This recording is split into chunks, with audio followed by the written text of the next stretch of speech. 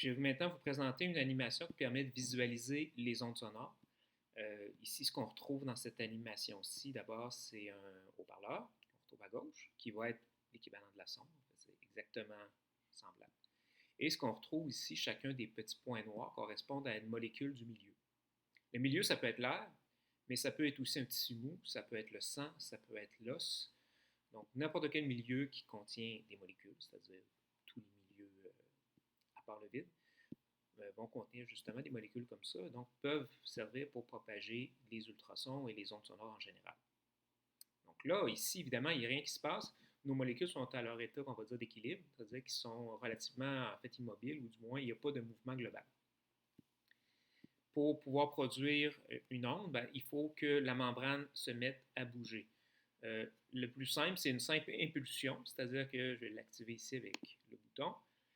Notre membrane a poussé les molécules qui étaient voisines ici, et ces molécules-là se sont donc déplacées vers la droite et ont rencontré les molécules qui les côtoyaient.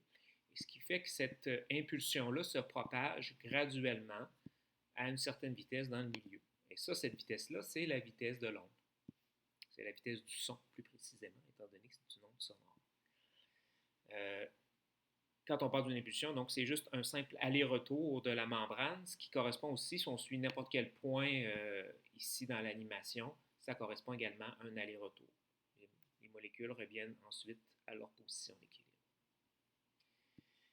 Juste pour visualiser la détection des ondes sonores, ben, pour les ondes sonores normales, on va avoir des micros. Et là, ici, en rouge et en vert, ce qu'on voit, c'est deux micros qui vont détecter justement la variation de pression associée à l'onde sonore. Ce qu'on sait, c'est qu'en échographie, la sonde va agir à la fois comme émetteur et récepteur, comme l'équivalent du haut-parleur et l'équivalent du micro en même temps. Dans ce cas-ci, on imagine que le micro est à part. Mais, le principe est le même, c'est que la manière que ça fonctionne, si je renvoie une onde sonore, si vous suivez ici, par exemple celle en rouge, initialement, quand on a le haut-parleur compressé, donc ça fait une surpression qui est détectée, et cette surpression-là est immédiatement suivie d'une dépression. Et c'est toujours comme ça. Donc, les ondes, c'est des variations de pression. Et s'il y a une région qui est en surpression, ben, automatiquement, il doit y en avoir une qui est en sous-pression ou en dépression. Et ce qu'on peut voir aussi dans l'animation, dernière chose, c'est qu'évidemment, il y a un délai. Là, le miroir, pas le miroir, plutôt le micro qui est situé à proximité du haut-parleur détecte évidemment la variation de pression en premier, suivi de l'autre. Maintenant, je vais enlever momentanément les micros et je vais simuler quelque chose qui ressemble un peu plus à ce qu'on va voir ensuite. C'est les ondes qu'on dit sinusoïdales. Donc, la membrane du haut-parleur, au lieu de faire juste un seul aller-retour, elle fait à une certaine fréquence. Donc, elle fait son aller-retour de façon successive. Donc, encore une fois, là, je vais faire un arrêt sur image ici. On a des ondes de surpression. On a des ondes de dépression. Et à nouveau, surpression. Et à nouveau, ensuite, on ne le voit pas là dans l'image, mais dépression à nouveau. Donc, c'est, si on représente ça comme une onde, comme on l'a vu dans le chapitre 3, ben ici, ce serait le sommet de la courbe. Ici, ce serait le creux. Et ici, on revient au sommet de pression. Et ainsi de suite. Donc, dans le cas des ondes sonores, c'est un petit peu plus difficile à visualiser cette onde-là. Mais ce qu'on peut retenir, c'est qu'en deux zones consécutives de surpression, donc la zone ici et la zone là, c'est exactement une longueur d'onde qu'on a. Et je vais reprendre l'animation et on va le voir un peu plus facilement encore avec l'utilisation d'un micro, en fait de deux micros.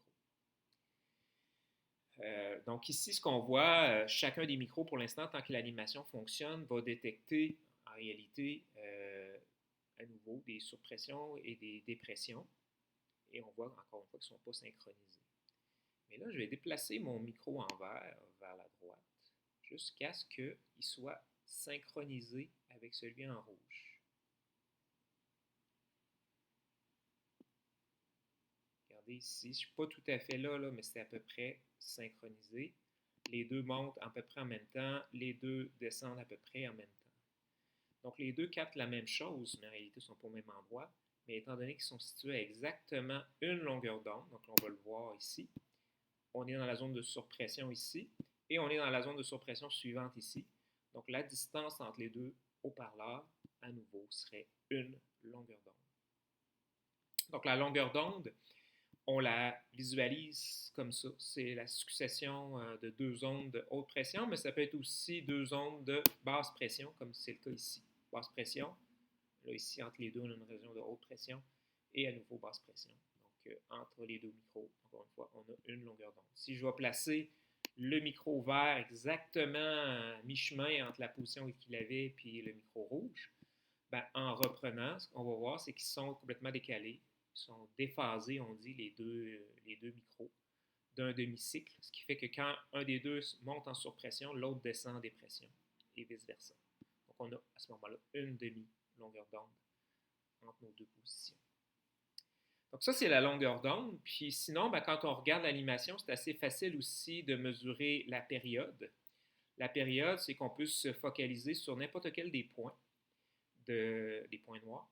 Et on va voir qu'il fait un cycle à peu près une fois par peut-être un peu plus qu'une seconde. Et si on remarque le mouvement de la membrane, il se fait exactement au même rythme. Donc la fréquence est la même partout. La fréquence de la membrane va contrôler la fréquence de chacun des mouvements de chacune des molécules. Donc la fréquence, on va voir ça aussi en échographie, la fréquence est la même tout au long de la propagation du faisceau. La vitesse, ben, à ce moment-là, pour visualiser la vitesse, un peu comme tantôt, on peut, par exemple, suivre un mouvement de compression. Et là, on voit que la compression, j'ai raté mon coup, mais ici, si on suit la région de haute pression, elle va se déplacer de gauche à droite sur l'écran à une certaine vitesse. C'est la vitesse de l'onde. Donc, c'est la vitesse que ça, le temps que ça prend pour parcourir, mettons, cette distance-là, divisé par le temps. Ce serait la vitesse de l'onde. Et pour la fréquence, ben, c'est l'inverse de la période. Donc, on peut aussi la visualiser sur cette animation-là. Donc, ça fait le tour un peu des caractéristiques des ondes sonores. C'est, encore une fois, tout à fait semblable aux ondes en général qu'on a vu dans le chapitre précédent. La grande différence, c'est le type de mouvement. Là, on voit vraiment, c'est un type d'onde qui est longitudinal, étant donné que les molécules font un mouvement dans le même axe horizontal que le mouvement de l'onde.